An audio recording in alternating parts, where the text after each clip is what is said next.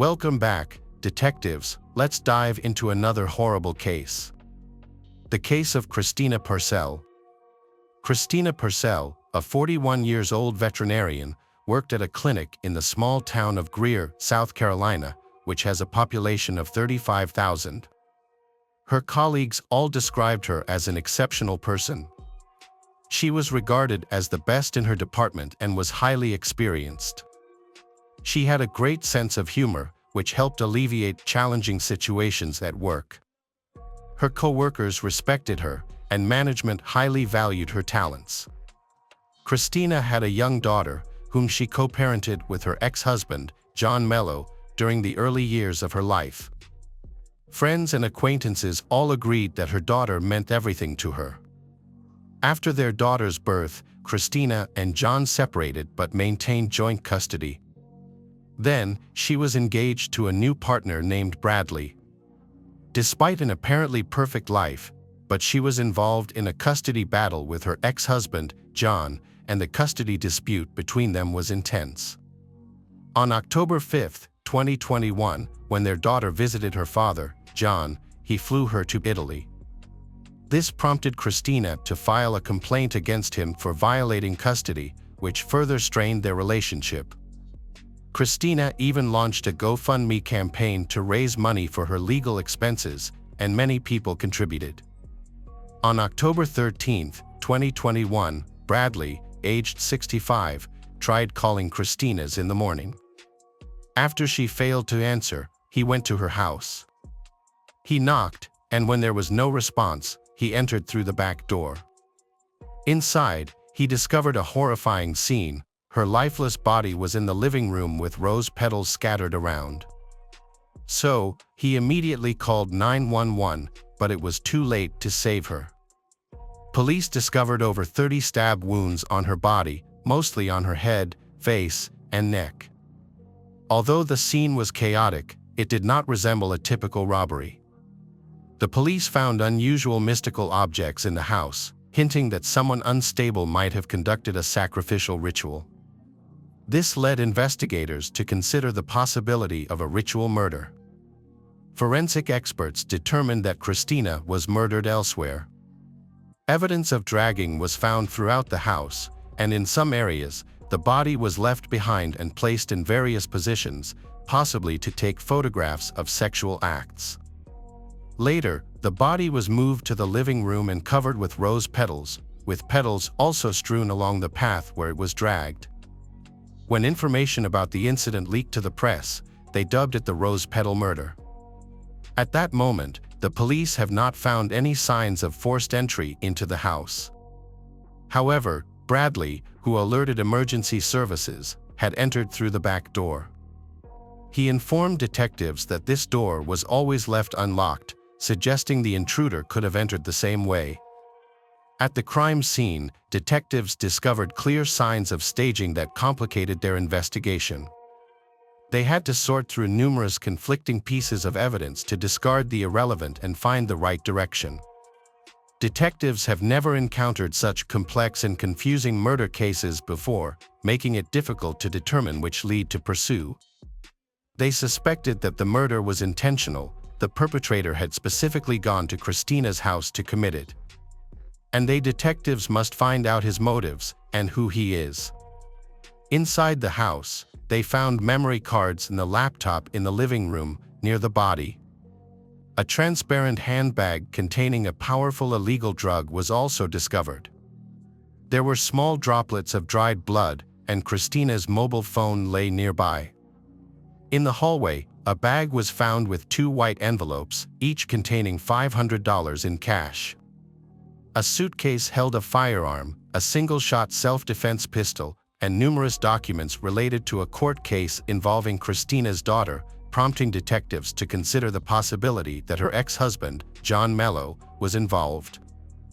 Forensic experts used luminol to examine the entire house, enabling them to detect even the smallest traces of blood.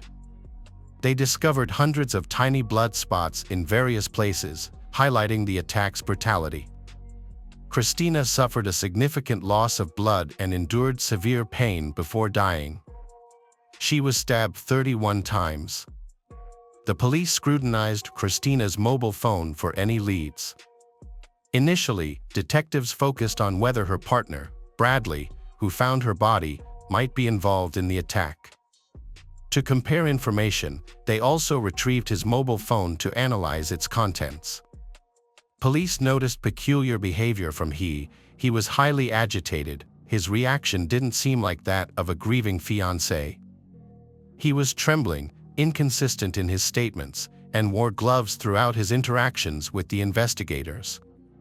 This behavior only heightened the suspicion of law enforcement. Later, it became clear that their suspicions were justified. While investigating Christina and Bradley's devices, the police uncovered shocking details about Bradley's life, clarifying his nervous behavior. They had strong reasons to suspect that he was exploiting her daughter, Jane Doe, to create explicit content. In February and August, he recorded videos and took photographs of Jane nude in various inappropriate poses. These materials were found on the phone and laptop that were confiscated for examination. However, it is not clear whether this was done secretly or with her consent. Doubts emerged after the police discovered more disturbing information from Bradley's laptop that revealed unsettling aspects of the intimate relationship between Christina and he. The police uncovered increasingly disturbing information, including a new type of victim, animals. Numerous photographs were discovered showing individuals involved in sexual acts with animals, mainly dogs. Shockingly, Christina, one of the clinic's leading veterinarians, who occasionally took animals home for temporary care, was involved in these acts. According to state law, such sexual offenses can result in up to 5 years in prison, and the offender must pay a fine of at least $500, which may be increased at the court's discretion. Law enforcement described these recordings as some of the most repulsive materials they had ever encountered. The public was outraged upon learning that Christina, a seemingly kind woman from a veterinary clinic, was involved in such acts with her daughter and dogs. After discovering all this evidence, Bradley Post was arrested on October 19, 2021. He was charged with the sexual exploitation of a minor and the distribution of explicit materials. It emerged that he not only created photos and videos but also sold them. Additionally, the police considered the possibility of his involvement of Christina's death, but he firmly denied any involvement. Detectives found no evidence linking him to the murder. There was no trace of blood on his body or clothes. Furthermore, Christina had died several hours before he arrived at the house, leading the police to doubt his connection to the murder. Christina's ex-husband, John Mello, is also a suspect in the case. His main motive was gaining full custody of their daughter, which he did not want to share with Christina. This is a common motive for murder. However, at the time of the crime, John was in Italy with his daughter. This alibi was easy to verify since he hadn't returned to the country. Despite this, investigators kept John on their list of suspects, considering he might have orchestrated the crime indirectly. John returned to the country on October 21, 2021, a week after Christina's murder. Following his return, the police obtained a warrant for his detention. He sought help from his best friend, Zachary Hughes, who was 29 years old at the time. Zachary seemed suspicious to the police, so they looked deeper into his background. He was born and raised in Morro Bay, California. The turning point for him came in 2005 when his parents vacationed in Virginia. During this trip, they adopted 5 children from Russia. These children had suffered abuse in their previous foster families, resulting in physical and psychological trauma. The adoption aimed to teach Zachary and his brother Ellie about morality and to provide the adopted children with a safe, loving, and stable home. Zachary and Ellie struggled to communicate with their new siblings, leading to frequent family conflicts due to misunderstandings. Zachary's entire family worked on the farm, but he had a special talent: he studied music. His parents bought him a piano, and he became very skilled at playing it, which was especially noticeable in high school. He started participating in music competitions and won first place at the Southeastern Piano Festival. He has achieved great success, even performing a solo program with the South Carolina Philharmonic Orchestra. In 2010, he applied to the Juilliard School in New York, where Irina taught piano at an advanced level. Not only was Zachary accepted, but he was also offered several scholarships for his exceptional talent. Thanks to his exceptional talent, Zachary outperformed all his classmates and became the only student from the USA selected to participate in the International Music Festival in Kyoto. Only 11 people from around the world were chosen for this event. Those who know he say he is a loyal friend, highly moral and very good at communication. In his free time, he used his skills to help those in need, often performing for free at rehabilitation centers, nursing homes, and hospitals to bring joy to people. By 2018, Zachary enrolled in a master's program in piano performance at the university. At that time, he had a strong desire to help people globally. This led him to volunteer for the United States Marine Corps and apply to a military educational institution to become an officer within a year. He understood the intricacies of military service, but at the start of his second year, he suffered fractures in both legs. This injury forced him to halt his studies and receive the title of Hello. Around this time, a woman reached out to Zachary, seeking a talented pianist for a church in Greer, South Carolina. He accepted the offer and moved there to perform regularly. And he received half of the donations collected from churchgoers. Initially, this provided a good income, but by the mid-2020s, the pandemic significantly reduced the number of church attendees. As a result, he had to find new income sources. He began giving solo performances throughout the city and state and took on additional part-time jobs.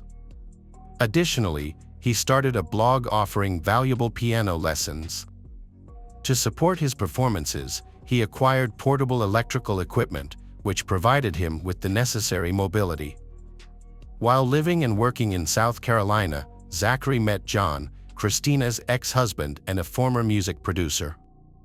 John supported Zachary by helping him with performances and offers him a part-time job. Between mid-2020 and 2021, when he assisted John with household chores, which deepened their friendship. He became John's closest friend. As a result, the police questioned him about his possible involvement in Christina's murder, wondering if John could have asked him to do such a thing. Meanwhile, investigators reviewed CCTV footage from a camera located near Christina's house. A camera installed in the peephole of the house opposite captured all the incident outside Christina's home on the day of her murder. The footage showed a stranger wearing dark clothing and a hooded jacket entering her house around 10 a.m. A few hours after, the stranger left on a bicycle, this time wearing a mask. Christina did not leave the house, and no one else visited, until the next day, when Bradley arrived and found her dead.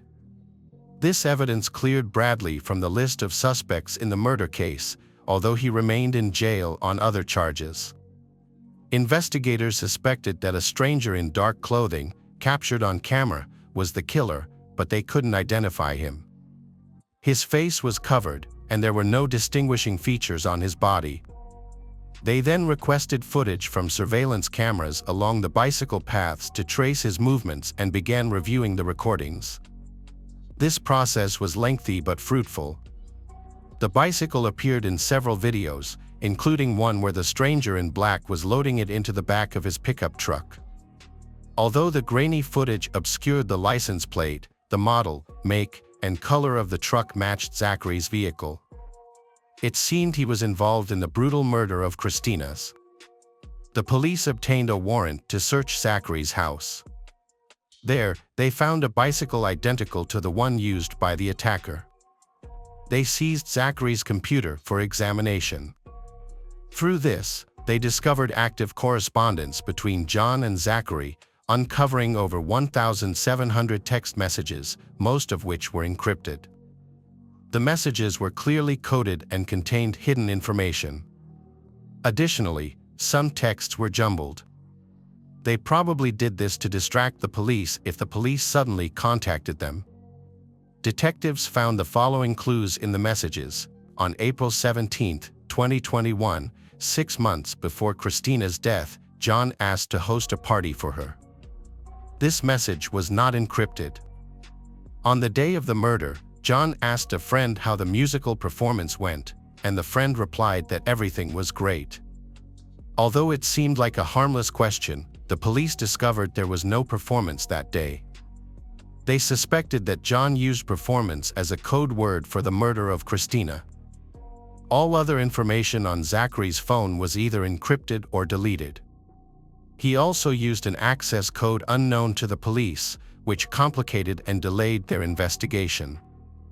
Additionally, they couldn't obtain data on the device's location at the time of the attack on Christina. The phone was frequently switched to flight mode, including when the mysterious masked man came to Christina's house. It appears this was done on purpose to prevent Zachary from being tracked and to avoid involvement in the crime scene. Based on the evidence collected, officers obtained a warrant for Zachary's arrest.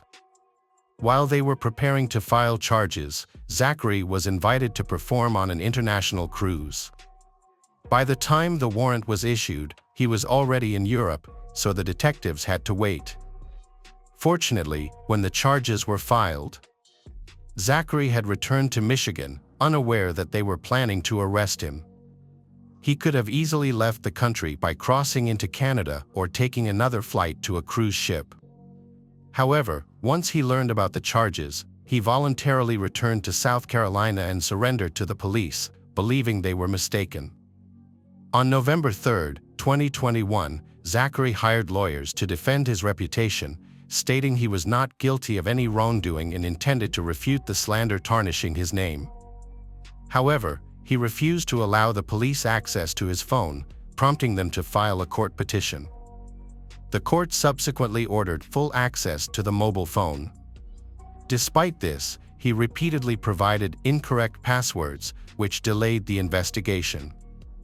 Finally, by April 8, 2023, after approximately 700,000 attempts, the smartphone was unlocked. The police discovered crucial messages between John and he, discussing their encrypted plans to kill Christina. While these messages were intended to be used as trial evidence, they were considered circumstantial and insufficient to determine the trial's outcome. Zachary and John were known for their impeccable reputation, supported by many witnesses, and had no prior criminal history. The jury could not rely solely on correspondence and footage of a similar car to convict them. More new evidence emerged when a forensic examination uncovered the criminal's DNA under Christina's fingernails, which matched Zachary's DNA. Consequently, the police could confidently assert that he was the one who attacked and brutally killed Christina in her home. The defense argued that the CCTV footage did not clearly show the criminal's face or accurately identify the car involved. As a result, they labeled the evidence as circumstantial, as initially assumed. They emphasized that Zachary had no prior legal issues and was described by friends and acquaintances as a kind person incapable of committing a violent crime. Additionally, there was no apparent motive for him to attack Christina. And the lawyers rejected the DNA test results, claiming the samples were tampered with or contaminated. From the outset of the trial, once the public became aware that Zachary, the renowned musician, might face imprisonment, the court received numerous letters from dissatisfied people. These letters came from former classmates, teachers, Zachary's friends, and even people who didn't personally know him but admired his musical talent. Among the supporters were also numerous employers who praised his skills. Collectively, they vouched for his character, adamantly believing that someone as talented and kind-hearted could not be a murderer. In total, the court received over 50 such letters. The lawyers emphasized that Zachary had no previous legal issues. He had served in the U.S. Army, having volunteered and pursued education to become an officer rather than just serving as a private soldier.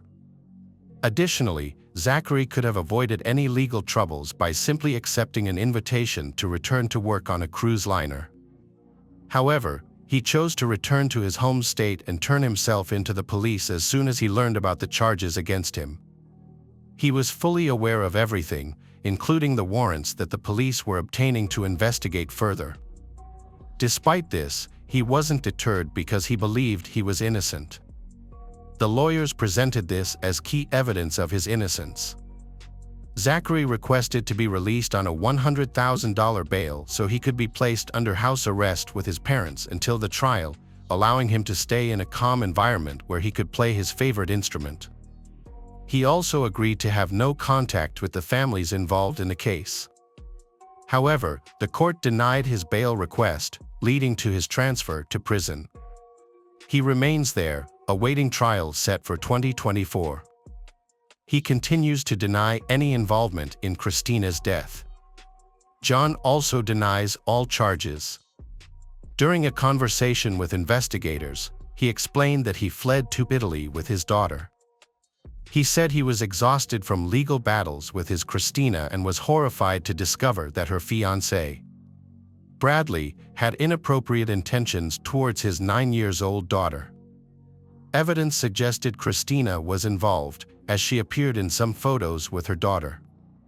So John claims he took his daughter away to protect her from Christina, her unstable mother. He intended to challenge for custody using the explicit photos taken by Bradley and believed he had a strong case. If Christina lost custody, John would have no motive to harm her. Nevertheless, John repeatedly insisted he would fight for his daughter at any cost, despite he not commenting on his connection to Zachary. The prosecution believes Zachary is involved because his DNA was found under Christina's fingernails, indicating she resisted him. He may be either a co-conspirator or a victim of John's manipulation. The investigation into Christina Parcell's death has become intricate, full of unexpected developments and mysteries. Detectives persist in seeking justice for her, gradually assembling clues to identify the mastermind and uncover the case's dark secrets. Although the journey to bring justice to she may be long, but it will certainly not stop. The investigation team hopes that the case will soon be illuminated, allowing she to rest in peace.